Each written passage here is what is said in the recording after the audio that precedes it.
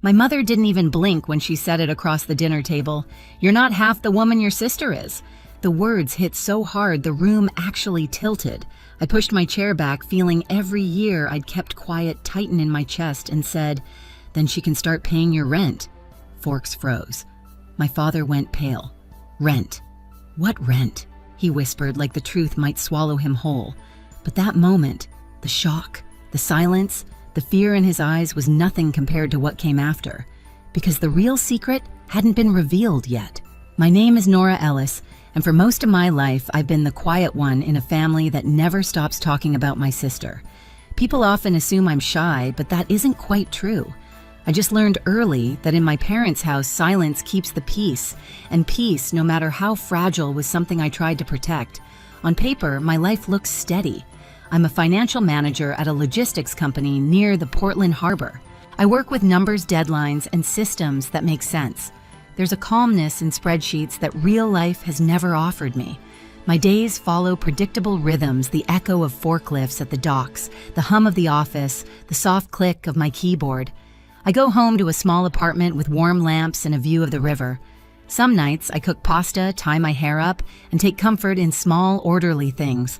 But the steadiness ends every Friday.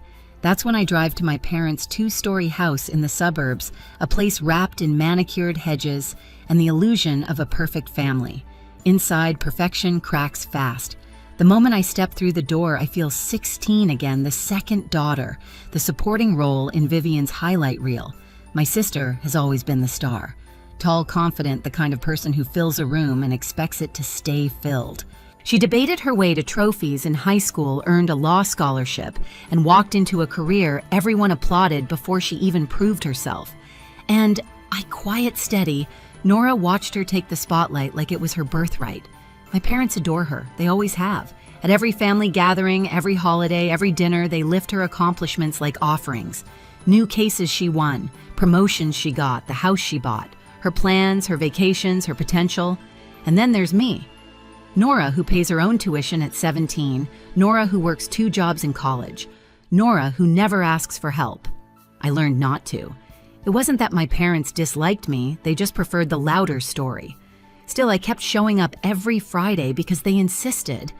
My dad always said, "This family has a seat for you. Don't leave it empty," half joking, half serious. My mom called if I was even 5 minutes late. Family first, she'd remind me, though it often felt like Vivian first was closer to the truth. The dinners were predictable. My mother plated the same roast chicken. My father asked the same questions. Vivian shared the same wins. And I pushed food around my plate, pretending the quiet I carried didn't weigh something fierce. But the Friday before everything imploded felt different. My mother kept giving me these sharp, assessing glances. Vivian was in an unusually triumphant mood, like she knew something I didn't. Even my father's smile looked stretched too thin. I sensed it then, a storm building beneath the polite clatter of dishes. I just didn't know it would hit me first. That Friday dinner began like all the others, but there was a weight in the air I couldn't name. My mother hovered near the stove longer than usual, stirring the same pot, twice her jaw tight. Vivian scrolled through her phone with a grin so smug it felt rehearsed. And my father kept clearing his throat the way he does when he's preparing to make an announcement. I'd lived enough Fridays to know when something was coming, but I tried to shake it off. I set the table, lined up the silverware, pretended not to notice the tension pooling under every breath. When we finally sat down, the conversation, like always, turned to Vivian. "She's presenting at a conference next week," my mom said proudly. They asked her, "Isn't that something?" "She's always been exceptional," my dad added, giving her a smile that belonged in a campaign poster. Vivian shrugged with fake modesty. "Well, they know talent when they see it." I chewed slowly, swallowing a mix of chicken and resentment. I'd spent the entire day back at work, fixing a financial mess left by someone else, but that never made it to the family dinner table. My achievements lived quietly in the corners of my parents' house, tucked between bills and forgotten grocery lists. I tried to change the subject. "I led a big project at work this week." My director said, but my mother waved her hand. "You're doing fine, Nora. But Vivian's work impacts hundreds of people. It's different." That sting, small, sharp, intentional, landed exactly where she wanted it to. I looked down at my plate, reminding myself to keep breathing. It was just another Friday, I told myself. Another night of swallowing what I wished I could say. But then my father leaned back, exhaling with a dramatic sigh. Speaking of homes, he began, Vivian helped us sort through some mortgage paperwork last month. She's been such a blessing. A chill crawled up my spine. Mortgage paperwork? Blessing. Vivian's grin widened. It wasn't a big deal. My fork froze halfway to my mouth. 3 years of payments pulsed behind my ribs. Payments I'd made quietly, without applause, without acknowledgement, because they told me they didn't want anyone worrying. I had sacrificed vacations, graduate classes, even the down payment for my own apartment. And now, they were rewriting the story. A warmth started building in my chest, slow at first, then rising like a tide I could no longer hold back. My mother must have sensed it because she gave me that look, the patronizing tilt of her head that always meant I should stay quiet. Then she said the sentence that split something open inside me. You're not half the woman your sister is. The room didn't just go silent. It snapped. I felt myself sit up straighter. I felt the scrape of the chair legs on the hardwood floor. I felt every unspoken word I had ever swallowed gather at the back of my throat, like a storm clawing to break free. And for the first time in my life, at that table, I didn't push the feeling down. I let it rise. The words left my mother's mouth with such casual certainty that for a moment, I wondered if she even heard herself. You're not half the woman your sister is. She said it like stating the weather, like it was a fact I should have accepted long ago. Something steadied inside me. I pushed my chair back slowly, the sound of wood scraping across the floor, cutting the air clean in half. Vivian's smile faltered. My father looked up, startled, as if he'd forgotten I was even sitting there. I met my mother's eyes, my voice calmer than I felt. Then she can start paying your rent. Silence slammed into the room. My father blinked. Rent what rent? His voice cracked, almost pleading. I didn't flinch. The mortgage payments. For 3 years. 3 pairs of eyes widened at once, shock, denial, and something close to fear flickering across their faces. I felt a strange lightness, like I had finally stopped carrying a weight no one else even knew existed. My mother recovered first. Nora, don't be dramatic. We never asked you. You did? I cut in my voice, steady. Every month. Just this once. We'll handle next month. Don't let the bank send a notice. I have the payments, I have the bills, I have everything. My father's face drained of color. You shouldn't bring that up now, it's not appropriate. There it was, the dismissal, the minimization, the attempt to shove the truth back into the shadows where they preferred me to live. I stood fully, hands on the back of my chair. What's inappropriate is pretending Vivian saved a home I paid to keep standing. Vivian finally spoke, her voice thin. Nora, maybe you misheard. Maybe Mom didn't mean, but I wasn't listening anymore. I watched them scramble to reframe the story, to mold it into something comfortable for them. And for the first time, I didn't shrink to fit that version. Something inside me clicked, sharp, clear, irreversible. Without another word, I walked out of the dining room, grabbed my coat, and stepped outside into the cold Portland air. My breath shook, but not from regret. It was the shock of hearing myself stand up after years of sitting down. That night back in my apartment, I opened my laptop, scrolled to the automatic monthly payment, and clicked cancel. A small box appeared. Are you sure this time I was? Canceling the payments should have felt like closure, but instead it cracked something open. For the first time in 3 years, my bank account didn't drain on the 15th. The silence from my parents was loud enough to rattle the walls. I started running along the river in the mornings. At first, it was just to quiet the shaking in my hands, but soon, the rhythm of my feet on the pavement became something like freedom. I joined a Thursday cooking class at the community center. I learned how to make homemade pasta and how to laugh with strangers who didn't know a thing about my family. I even let some friends drag me on weekend hikes around Mount Hood, where the air felt cleaner, like it hadn't been breathed by expectations yet. With distance, I saw everything more clearly. Just this month, every don't tell anyone, every time they'd praised Vivian while I paid the bills in silence. And then came the photo. It arrived on a Sunday morning from Mrs. Jensen, my parents' elderly neighbor who had a habit of noticing everything. She texted me a picture of my childhood home with a banner stretched across the porch. "Congratulations, Vivian, for preserving the family home." My entire body went still.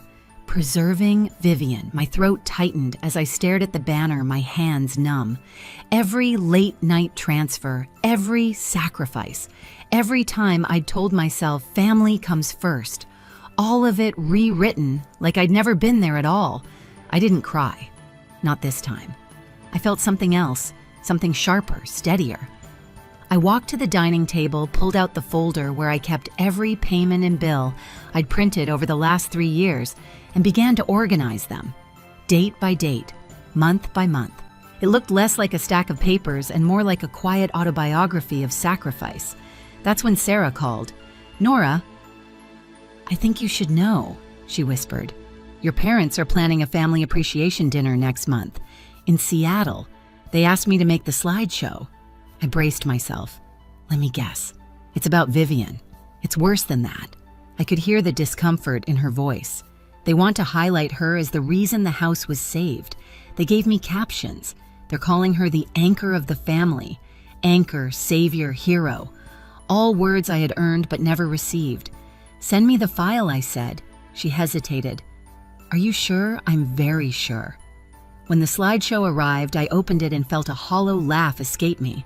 Photos of Vivian standing proudly in front of the house, my parents hugging her on the porch, captions like, "Thank you, Vivian, for keeping our family home safe." I created a copy of the file and added what they had erased. After their final slide, I inserted a timeline of the payments, bar charts of monthly support, screenshots of messages from my mother blurred for privacy, but clear in meaning. And the last slide, a photo of the house with the words, "The truth deserves a place too." I saved the file to my laptop, to the cloud, and onto a USB drive I kept in my bag like a heartbeat. Weeks passed. I moved into my new apartment in Seattle, bright quiet, with floor-to-ceiling windows that looked out over the skyline. I bought a light gray sofa, a small oak table, and one tall bookshelf. For the first time in my life, I walked into a home that belonged entirely to me. And then the invitation arrived. A message from my mother, family appreciation dinner. Dress nicely, no explanation, no acknowledgement, no apology. But when the day came, I didn't go to impress them. I went to finish something. The restaurant in downtown Seattle glowed with soft amber lights. Through the glass, I saw familiar silhouettes, my parents' Vivian, in an emerald dress, relatives I hadn't seen in years. Everyone dressed like they were attending a ceremony. And in a way, they were. I waited by the doorway, unseen, as my father took the microphone. "We are here," he began proudly, "to honor our daughter Vivian, the one who stepped up during difficult times, who helped us keep the home that has been in our family for decades." Applause, smiles, cameras flashing. The slideshow started. Vivian on the porch, Vivian holding papers, Vivian smiling next to my mother, caption after caption painting a story that wasn't true. Then the screen flickered, a bar chart appeared, then another, then the dates, the payments. 3 years of financial support mine spread across the screen in unforgiving clarity. The room went silent. My parents froze. Vivian's mouth fell open. I stepped forward into the light. "If the truth makes anyone uncomfortable tonight," I said calmly, "that's not my problem." Every head in the room turned. My father looked at me like I was a ghost he never expected to see. My mother's face crumpled, not in shame, but in fear of being exposed.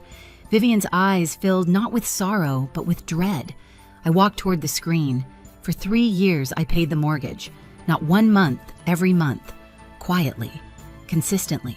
While you, I looked at my parents, rewrote the story to make it easier for everyone to applaud. My father tried to speak. "Nora, take this outside." Why, I asked. "You wanted everyone here to know what Vivian did. Why shouldn't they know what I did?" Whispers spread like wildfire. I knew something was off. She was always working late. 3 years. She paid all that. Vivian stood trembling. "I didn't ask them to do this. I thought..." "You thought nothing?" I said, not cruelly but plainly. "You enjoyed being the hero in a story that was never yours." My mother finally found her voice. Nora, we didn't want to embarrass you. I laughed softly. Embarrass me by telling the truth. The USB drive felt heavy in my pocket, but the truth on the screen was enough. I had no desire to attack them further. The point wasn't to win, it was to be seen. For the record, I said, I don't want the house, I don't want credit. I just won't let you erase me. The room stayed silent long after I stepped away from the screen. My father reached out a hand. Nora, wait. But I didn't wait. I turned and walked toward the door, feeling lighter than I had in years. Outside, the cool Seattle night wrapped around me. I stood on the steps, breathing in the sharp air, and realized something. This wasn't revenge. It was release. Inside, they could argue, cry, deny. It didn't matter. The truth had been spoken, and I had finally stepped out of the shadow they kept me in. And once you step into your own light, you don't go back. 2 days after the dinner, I was watering a small plant on my balcony when someone knocked. Through the peephole, I saw my parents standing close together, looking smaller than I'd ever seen them. My mother's eyes were swollen, my father's shoulders tense, as if the cold Seattle air had carved new lines into both of them. I opened the door without a word. They stepped inside, slowly scanning my apartment like they were entering a life they'd never imagined for me. Sunlight spilled across the floor-to-ceiling windows, catching the edges of my bookshelf, the new dining table, the quiet I had built on my own. My mother spoke first. Nora, we're sorry. Her voice cracked. We were wrong. We shouldn't have let the story become something it wasn't. We shouldn't have asked you to carry so much alone, my father added. We talked. We want your name on the house. You earned it. I let the words settle, not with bitterness, but with clarity. I don't need it, I said. I have a home now, my own. What I needed was respect and honesty, not a deed. They fell silent. My mother's hands shook. My father looked at the floor like the truth had finally dragged him somewhere unfamiliar. I'm not angry anymore, I said quietly, but I'm done disappearing. If we rebuild anything, it has to start from that. Something in the room shifted. Not forgiveness, not yet, but an opening. A place where we could breathe without old stories crushing us. When they left, the apartment felt even brighter. I walked to the balcony, looking out over the skyline, realizing I had crossed a line there was no returning from. And for the first time, the future felt entirely mine. I stood on my balcony long after the door closed behind my parents, watching the Seattle lights blink against the dark. For years, I thought keeping the peace meant keeping quiet. But the truth is, silence doesn't protect you. It erases you. Choosing myself didn't break my family. It finally broke the story that kept me small. And maybe that's the real beginning. If you've ever carried a burden in silence or been written out of your own story, tell me in the comments. I read everyone. And if this chapter resonated with you, hit subscribe. More stories are coming, stories about finding your voice, standing your ground, and rewriting what family means.